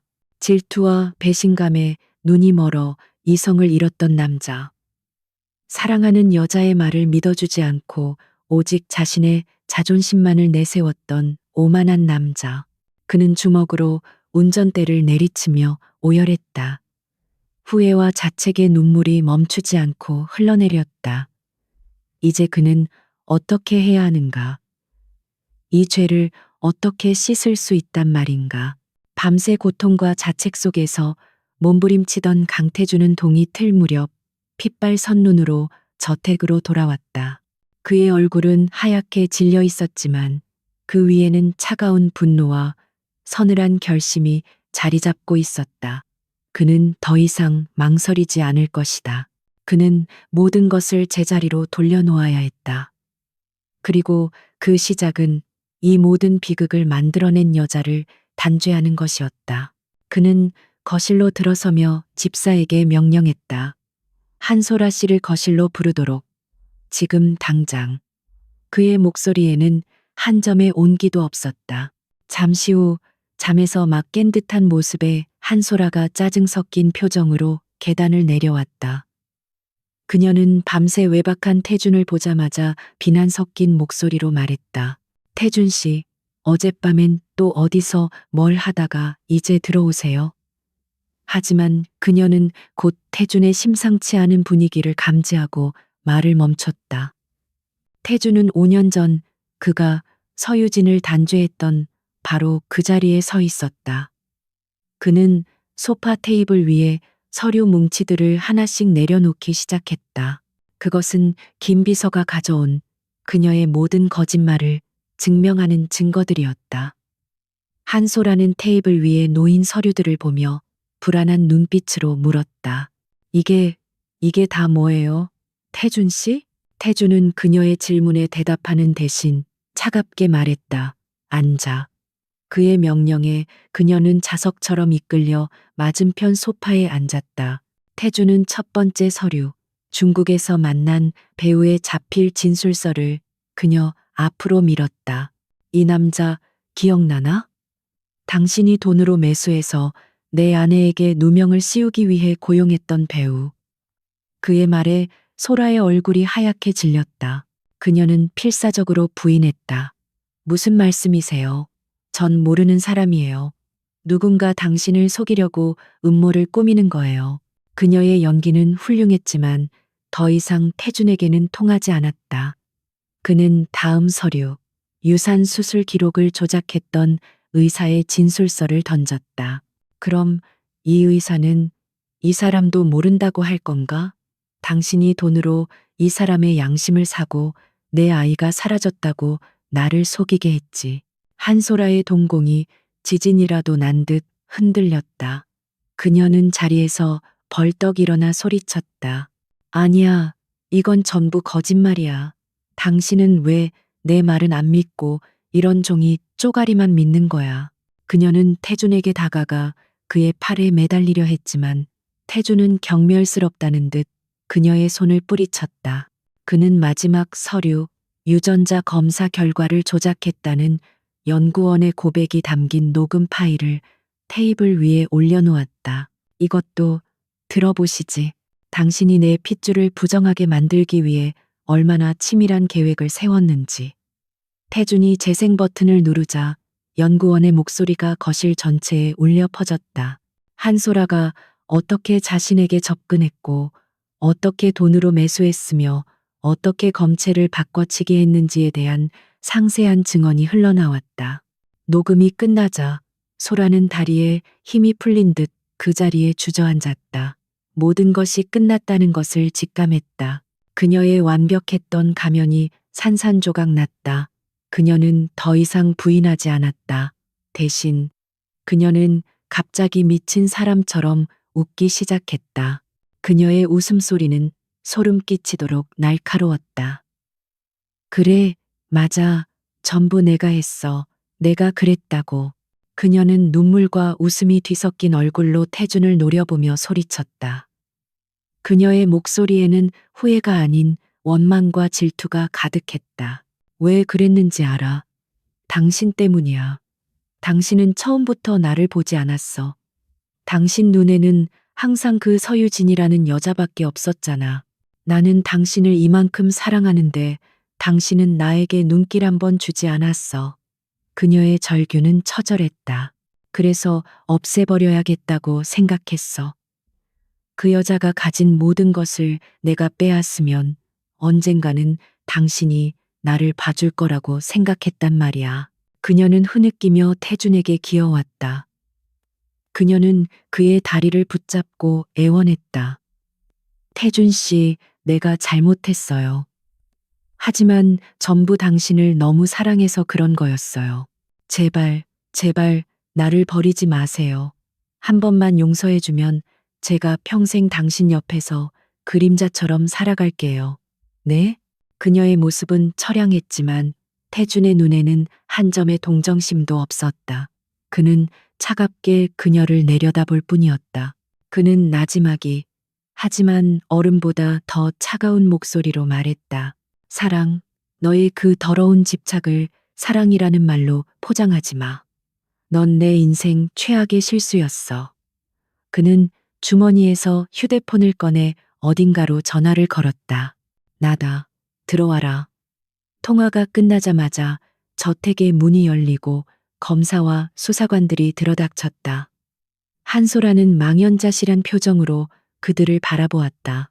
수사관들이 그녀에게 다가와 사기 및 명예훼손, 증거 조작 등의 혐의로 체포영장을 집행했다. 그녀는 마지막까지 태준의 이름을 부르며 발버둥 쳤지만 결국 힘없이 끌려나갔다. 한때 이 저택의 안주인을 꿈꿨던 그녀의 몰락은 그렇게 허무하고 비참했다. 그녀가 사라진 거실에는 다시 무거운 침묵이 내려앉았다. 분노가 사라진 태준의 마음속에는 거대한 공허함과 죄책감만이 파도처럼 밀려왔다. 그는 자신이 무엇을 해야 할지 알고 있었다. 그는 미친 듯이 차를 몰아 유진이 묵고 있는 호텔로 향했다. 그는 로비에서 그녀와 민준이 막 산책을 나가려는 모습을 발견했다. 그는 차에서 내려 그들을 향해 걸어갔다. 유진은 그를 발견하고 그 자리에 멈춰 섰다. 그녀의 눈빛은 경계심으로 가득 차 있었다. 그녀는 본능적으로 민준을 자신의 뒤로 숨겼다.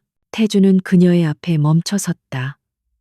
그는 무슨 말을 해야 할지 알 수 없었다. 미안하다는 말은 너무나도 가벼웠다. 용서해달라는 말은 너무나도 이기적이었다. 그의 입술이 몇 번 달싹거렸지만 결국 아무런 소리도 내지 못했다. 수만 가지의 후회와 고통이 그의 목을 틀어막았다. 그리고 다음 순간 그는 아무런 예고 없이 그녀의 발 앞에 무릎을 꿇었다. 그의 갑작스러운 행동에 유진은 물론 주변의 모든 사람들이 놀라 그를 쳐다보았다. 재계의 황제, 오만함의 상징이었던 강태준이 한 여성의 앞에서 무릎을 꿇고 있었다. 그는 고개를 깊이 숙인 채 어깨를 떨었다. 어떤 변명도, 어떤 말도 할 수 없었다. 그는 그저 자신의 모든 자존심을 버리고 그녀에게 자신의 죄를 온몸으로 고백하고 있었다.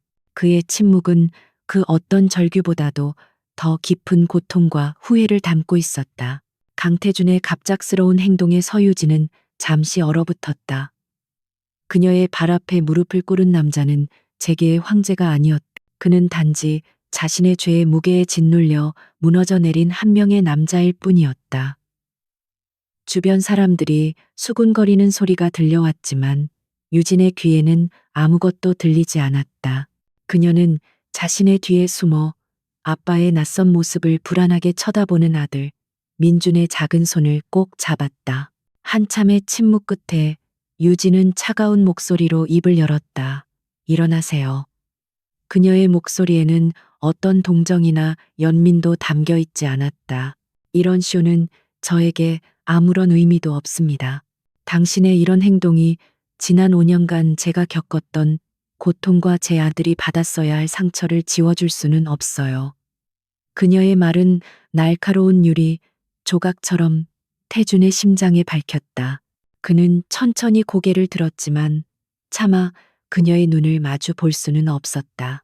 유진은 그를 그대로 남겨둔 채 민준의 손을 잡고 돌아섰다. 그녀는 단 한 번도 뒤를 돌아보지 않았다. 그녀의 단호한 뒷모습을 보며 태주는 깨달았다. 말뿐인 사과나 극적인 제스처로는 그녀의 굳게 닫힌 마음을 결코 열 수 없다는 것을. 그는 텅 빈 거리에 홀로 남아 오랫동안 자리를 뜨지 못했다. 그는 이제부터 시작될 자신의 길이 얼마나 길고 험난할지를 예감했다. 그날 이후 강태주는 변했다. 그는 더 이상 유진의 앞에 직접 나타나 그녀를 괴롭히지 않았다. 대신 그는 그림자가 되기로 결심했다. 그는 김 비서를 통해 아리아 크리에이티브의 모든 동향을 보고받았다.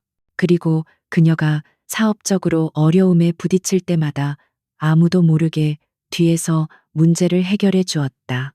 그녀의 회사와 계약을 맺기로 한 원자재 공급 업체가 갑자기 부도를 맞았을 때 더 좋은 조건의 새로운 공급 업체가 기적처럼 나타났다. 경쟁사가 악의적인 소문을 퍼뜨려 그녀의 회사 이미지를 실추시키려 했을 때 어디선가 경쟁사의 비리 정보가 터져나와 그들의 공격을 무력화시켰다. 유진은 연이어 일어나는 행운과도 같은 일들에 의문을 품었다. 그녀는 이 모든 것의 배후에 강태준이 있다는 것을 어렴풋이 짐작했지만 그가 어떤 증거도 남기지 않았기 때문에 확인할 방법은 없었다. 그녀는 그의 의도를 알 수 없어 혼란스러웠다. 사업적인 지원과 함께 태주는 그의 인생에서 가장 어렵고 고통스러운 도전을 시작했다. 바로 아들 민준에게 다가가는 것이었다. 그는 무작정 아버지라고 주장하며 나타날 수 없었다. 그것은 아이에게 더 큰 상처와 혼란을 줄 뿐이라는 것을 알았다. 그는 인내심을 갖고 천천히 그리고 조심스럽게 다가가기로 마음먹었다. 그는 김비서를 통해 민준의 유치원과 평소에 자주 가는 공원, 좋아하는 장난감 등 아이의 모든 것을 파악했다.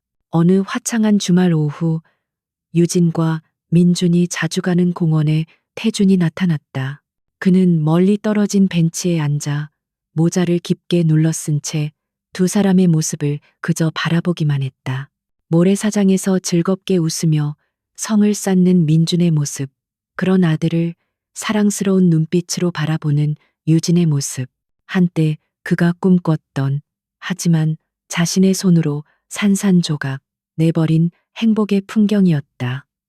그는 가슴이 미어지는 고통을 느끼며 그저 바라볼 뿐이었다. 몇 번의 주말을 그렇게 멀리서 지켜보기만 하던 태주는 마침내 용기를 냈다. 그날은 민준이 새로 산 연을 날리다 나무에 걸려 울상을 짓고 있었다. 유진이 아무리 애를 써도 연은 내려올 생각을 하지 않았다. 바로 그때 태준이 그들 앞에 나타났다. 그는 마치 우연히 지나가던 사람처럼 자연스럽게 행동하며 말했다. 도움이 필요하신가요? 유진은 갑자기 나타난 그를 보고 경계했지만 아들의 실망한 얼굴을 보고는 어쩔 수 없이 고개를 끄덕였다. 태주는 겉옷을 벗어 던지고 익숙하게 나무 위로 올라갔다. 그는 나뭇가지에 걸린 연을 조심스럽게 풀어내어 민준에게 건네주었다. 민준은 기쁨에 차서 소리쳤다. 우와, 아저씨, 정말 고마워요. 아이의 해맑은 감사 인사에 태준의 심장이 쿵 하고 내려앉았다. 그는 아이의 머리를 부드럽게 쓰다듬으며 말했다. 천만에, 다음부터는 조심해야 한다. 그의 서투르지만 진심 어린 손길에 민주는 기분 좋은 웃음을 지었다. 그것이 시작이었다. 그 후로도 태주는 공원에서 우연히 그들과 마주쳤다. 그는 민준에게 다가가 함께 캐치볼을 해주기도 하고 어려운 과학책의 내용을 쉽게 설명해 주기도 했다. 그는 결코 서두르지 않았다. 그는 민준에게 자신을 엄마의 아는 사람 정도로만 소개했다.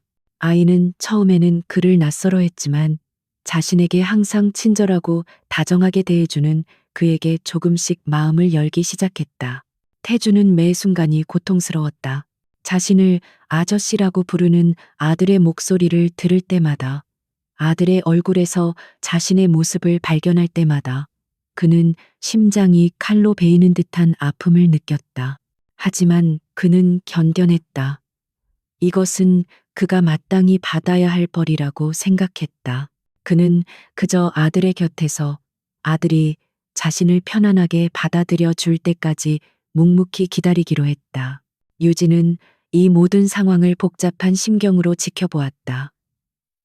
그녀는 태준의 의도를 뻔히 알았지만 그를 막지 않았다.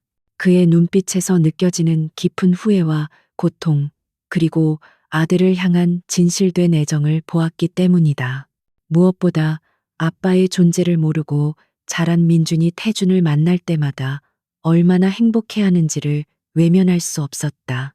아이의 웃음소리가 그녀의 마음속에 단단히 쌓아 올렸던 증오의 벽을 조금씩 허물고 있었다. 어느 날 저녁, 잠자리에 들기 전 민준이 유진에게 물었다. 엄마, 내일도 공원에 가면 그 아저씨 만날 수 있어요? 아이의 기대에 찬 질문에 유진은 쉽게 대답하지 못했다. 그녀는 여전히 강태준을 용서할 수 없었다. 하지만 그녀는 아들의 행복을 빼앗을 권리도 없었다. 그녀는 깊은 갈등에 빠졌다. 과거의 상처와 아들의 미래 사이에서 그녀는 어려운 선택의 기로에 서게 된 것이다. 민준의 질문은 밤새도록 서유진의 마음속을 맴돌았다.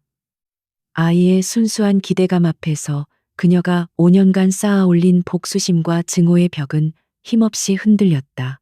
다음 날 주말, 그녀는 결국 민준의 손을 잡고 다시 공원으로 향했다. 아니나 다를까 얼마 지나지 않아 강태준이 우연히 그들 앞에 나타났다. 그는 이전과 같이 조심스럽고 부드러운 태도로 민준에게 다가와 함께 시간을 보냈다. 유진은 더 이상 그를 날카롭게 경계하지 않았다. 대신 그녀는 조금 떨어진 벤치에 앉아 두 사람의 모습을 조용히 지켜보았다. 그녀의 눈에 비친 강태준은 더 이상 오만하고 냉정한 재벌 총수가 아니었다. 그는 아들과 눈높이를 맞추기 위해 기꺼이 무릎을 꿇고 아들의 서툰 농담에 진심으로 웃어주며 아들이 넘어질까봐 한시도 눈을 떼지 못하는 평범한 아빠의 모습이었다. 그 모습에 유진의 얼어붙었던 마음 한 구석이 조금씩 녹아내리고 있었다. 그날 민준이 잠시 한눈을 판 사이 공을 줍기 위해 차도 근처로 달려가는 아찔한 순간이 있었다. 유진과 태주는 동시에 아이를 발견하고 비명을 지르며 달려갔다. 태준이 몸을 날려 아이를 감싸 안았고 바로 그 순간 빠른 속도로 달려오던 자전거가 그의 등을 스치고 지나갔다. 다행히 큰 사고는 아니었지만 태준의 팔에는 길게 긋긴 상처가 생겼다. 괜찮아요? 유진은 놀란 가슴을 쓸어내리며 그에게 달려갔다. 그녀는 자신도 모르게 손을 뻗어 그의 상처를 살폈다. 두 사람의 손이 스치는 순간 미세한 전류가 흘렀다. 태주는 팔의 통증보다 그녀의 손길에서 느껴지는 걱정에 심장이 멎는 듯했다. 난 괜찮아. 아이는, 민준이는 괜찮아. 그는 오직 아이의 안위만을 걱정했다. 두 사람은 처음으로 부모라는 공통된 감정 아래 서로를 마주 보았다. 그 순간 그들 사이의 벽이 아주 조금 허물어졌다. 하지만 그 평화는 오래가지 않았다. 바로 다음 날 아침 대한민국 전체가 발칵 뒤집혔다. 모든 신문과 방송의 메인 뉴스가 한 가지 소식으로 도배되었기 때문이다. 진성그룹 강태준 회장, 5년 전 내쫓았던 전처와 숨겨진 아들 발견, 충격. 헤드라인은 자극적이었고 기사의 내용은 교묘하게 왜곡되어 있었다. 기사는 유진을 돈을 노리고 의도적으로 아이와 함께 접근한 파렴치한 여자로 태준을 사생활이 문란한 비도덕적인 경영자로 몰아가고 있었다. 진성그룹의 주가는 폭락하기 시작했고 아리아 크리에이티 파튼 역시 파트너사의 오너리스크 문제로 인해 계약이 취소될 위기에 처했다. 이 모든 것은 진성그룹의 오랜 라이벌이었던 대한그룹 최 회장의 비열한 공작이었다. 그는 강태준과 아리아의 관계를 이용해 두 회사를 동시에 무너뜨리려는 속셈이었다. 위기는 순식간에 두 사람의 숨통을 조여왔다. 그날 오후 진성그룹의 비상대책회의실에 유진이 들어섰다. 그녀는 더 이상 개인적인 감정에 얽매여 있을 수 없었다. 이 위기는 그녀가 5년간 피땀 흘려 이룩한 회사와 그녀의 아들 민준의 미래까지 위협하고 있었다. 회의실에 모인 임원들은 그녀를 불편한 시선으로 쳐다봤지만 태주는 자리에서 일어나 그녀를 맞았다. 와주었군. 그의 목소리는 무겁게 가라앉아 있었다. 유진은 고개를 끄덕였다. 이것은 더 이상 우리 두 사람만의 문제가 아닙니다. 제 회사와 제 아이의 명예가 걸린 일이기도 해요. 두 사람은 적이 아닌 공동의 위기에 맞서는 동지가 되어 회의 테이블에 마주 앉았다. 처음에는 어색한 침묵이 흘렀지만 위기 상황은 그들에게 사적인 감정을 허락하지 않았다. 그들의 프로페셔널한 본능이 깨어나기 시작했다. 태준이 먼저 입을 열었다. 언론은 대한그룹 최 회장이 장악하고 있네. 섣불리 반박 기사를 내봤자 진흙탕 싸움이 될 뿐이야. 그의 분석은 냉철했다. 유진이 그의 말을 받았다. 언론이 아닌 대중의 마음을 움직여야 해요. 진실을 보여주는 것보다 더 강력한 무기는 없어요. 우리에게는 스토리가 필요합니다. 그녀의 눈빛은 예리하게 빛나고 있었다. 그날 밤부터 두 사람은 밤을 새워가며 함께 위기 대응 전략을 세웠다. 태준의 거시적인 전략과 유진의 창의적인 감각이 만나자 놀라운 시너지가 발생했다. 그들은 마치 오랫동안 함께 일해온 최고의 파트너처럼 완벽한 호흡을 보여주었다. 서로의 의견을 경청하고 때로는 날카롭게 부딪히며 최상의 해결책을 찾아 나갔다. 그 과정 속에서 그들은 서로의 진짜 모습을 다시 발견하게 되었다. 늦은 밤 잠시 휴식을 취하기 위해 탕비실에 들른 유진에게 태준이 따뜻한 커피를 건넸다. 그는 잠시 망설이다 마침내 그동안 하지 못했던 말을 꺼냈다. 미안했어. 그의 목소리는 낮고 진심이 담겨 있었다. 그때도 그리고 지금도 모든 것이 내 잘못이야. 그것은 극적인 사과가 아니었다. 하지만 그의 진심이 유진의 마음에 고스란히 전해졌다. 유진은 아무 말 없이 그가 건넨 커피를 받아들었다. 용서한다는 말은 하지 않았지만 그것은 그녀 나름의 대답이었다. 며칠 후 진성그룹의 긴급 기자회견이 열렸다. 수많은 카메라 플래시가 터지는 가운데 강태준과 서유진이 나란히 단상 위에 섰다. 태준은 먼저 자신의 과오를 솔직하게 인정했다. 그는 5년 전 오해로 인해 아내와 아들에게 씻을 수 없는 상처를 주었다고 고백하며 깊이 고개를 숙였다. 그의 진솔한 사과는 대중의 마음을 움직이기 시작했다. 이어서 마이크를 잡은 유진은 자신이 돈을 노리고 접근했다는 루머를 정면으로 반박했다. 그녀는 자신이 어떻게 5년간 홀로 아이를 키우며 자신의 회사를 일구었는지를 담담하게 이야기했다. 그녀의 이야기는 한 여성의 강인한 생존기이자 감동적인 모성애의 서사였다. 마지막으로 그녀는 대한그룹이 여론을 조작한 증거들을 공개하며 이 모든 사건이 비열한 음의 공작이었음을 폭로했다. 기자회견은 대성공이었다. 여론은 순식간에 뒤바뀌었다.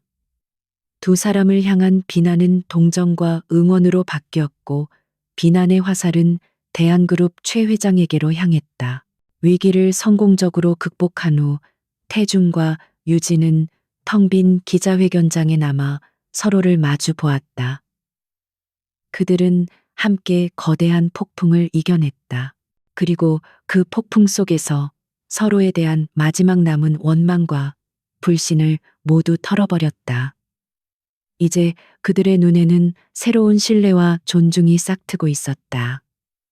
기자회견이 끝나고 모든 기자들이 떠나간 텅 빈 공간에는 강태준과 서유진 두 사람만이 남아 있었다. 그들은 한동안 아무 말 없이 서로를 바라보았다. 길고 길었던 싸움이 끝났다는 안도감, 그리고 함께 위기를 헤쳐나왔다는 미묘한 유대감이 두 사람 사이에 흘렀다. 먼저 침묵을 깬 것은 태준이었다. 그는 유진을 향해 몸을 돌려 깊이 고개를 숙였다. 고마워. 당신이 아니었다면 이 모든 것을 바로잡을 수 없었을 거야. 유진은 희미하게 미소 지었다. 이건 당신만을 위한 일이 아니었어요. 저와 제 아들을 위한 일이기도 했죠. 그녀의 대답은 여전히 담담했지만 그 안에는 더 이상 날 성가시가 없었다. 두 사람은 서로를 향해 짧은 목례를 하고 각자의 길을 향해 돌아섰다. 그들의 관계는 아직 정의되지 않았지만 분명한 것은 이전과는 다른 새로운 관계가 시작되고 있다는 사실이었다. 그들의 성공적인 기자회견은 모든 것을 바꿔놓았다. 대한그룹 최 회장은 주가 조작 및 불법 여론 조작 혐의로 검찰 조사를 받게 되었고 결국 경영 일선에서 불명예스럽게 물러났다. 그의 탐욕스러운 제국은 모래성처럼 무너져 내렸다. 한소라 역시 그녀가 저지른 모든 죄에 대한 대가를 치러야 했다. 법원은 그녀에게 사기, 명예훼손, 증거 위조 등의 혐의를 인정하여 실형을 선고했다. 끔찍한 악연의 고리가 마침내 끊어지는 순간이었다. 몇 달의 시간이 흘렀다. 서울의 생활은 평온을 되찾았고 유진과 태준 그리고 민준의 관계에도 새로운 질서가 생겨났다. 태준은 더 이상 우연히 공원에 나타나는 아저씨가 아니었다. 그는 일주일에 두세 번씩 유진의 집을 찾아와 민준과 함께 저녁 식사를 했다. 그는 아이의 유치원 행사에 꼬박꼬박 참석했고 주말에는 함께 박물관에 가거나 자전거를 탔다. 그는 서툴지만 진심을 다해 아빠의 역할을 배워나가고 있었다. 유진은 그런 그의 노력을 묵묵히 지켜보며 받아들였다. 그녀는 그를 남편으로 다시 받아들인 것은 아니었지만 민준의 아버지로서 그의 자리를 인정해 주었다.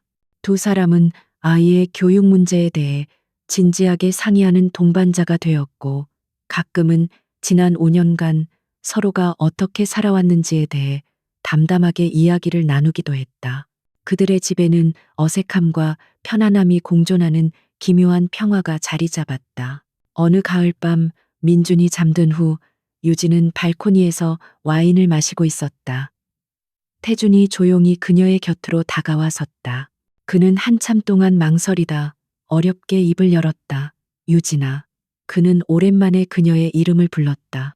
나에게, 우리에게 다시 한번 기회를 줄 수는 없을까? 그의 목소리는 떨리고 있었다. 그는 서둘러 덧붙였다. 다시 남편이 되겠다는 게 아니야.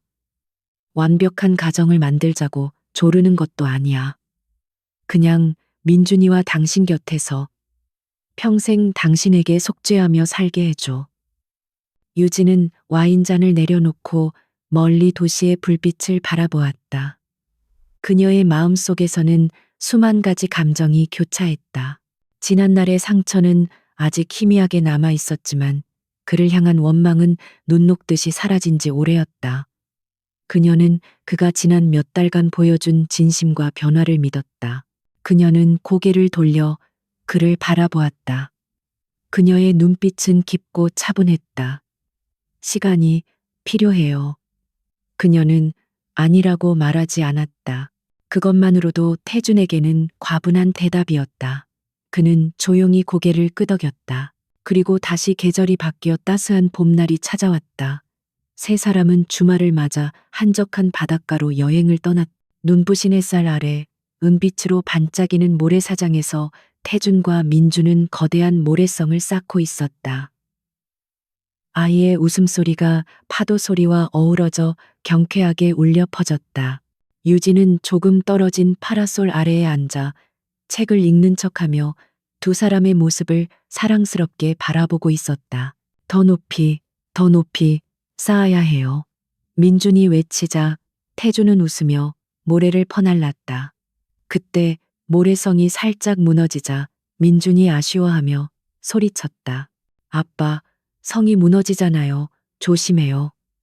그 순간 태준의 모든 동작이 멈췄다. 그는 자신의 귀를 의심했다. 아빠. 민준이가 처음으로 너무나도 자연스럽게 그를 아빠라고 불렀다. 그는 천천히 고개를 들어 아들의 얼굴을 보았다. 아이는 아무것도 모른다는 듯 해맑게 웃고 있었다. 태준의 눈시울이 뜨거워졌다. 지난 세월의 모든 고통과 후회가 한순간에 씻겨 내려가는 듯한 기분이었다. 그는 이 순간을 위해 살아왔다는 것을 깨달았다. 그는 벅차오르는 감정을 억누르며 민준을 꼭 껴안았다. 그는 고개를 들어 멀리 앉아 있는 유진을 바라보았다. 그녀는 모든 것을 알고 있다는 듯 따뜻하고 부드러운 미소를 짓고 있었다.